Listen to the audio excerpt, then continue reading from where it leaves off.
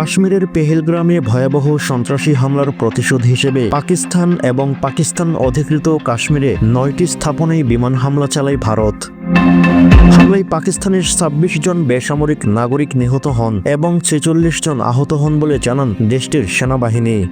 জবাবে পাকিস্তানি বাহিনীর গুলি ও কামানের গোলায় ভারতের নিহত হয় অন্তত 10 জন। ভারত ও পাকিস্তানের মধ্যে বাড়তে থাকা সামরিক উত্তেজনা নিয়ে গভীর উদ্বেগ প্রকাশ করে রাশিয়া।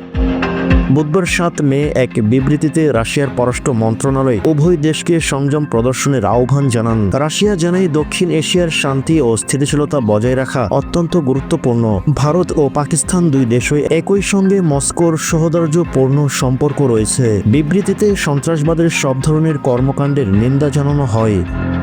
রাশিয়া আরও জানায় উত্তেজনা প্রশমনে মস্কো নিরপেক্ষ মধ্যস্থতাকারীর ভূমিকা পালন করতেও প্রস্তুত। আঞ্চলিক ও আন্তর্জাতিক শান্তি রক্ষায় তাদের অঙ্গীকার পুনর্ব্যক্ত করে দেশটি। Гаге, Париже в начале русско-турецкой войны, это 1877-1878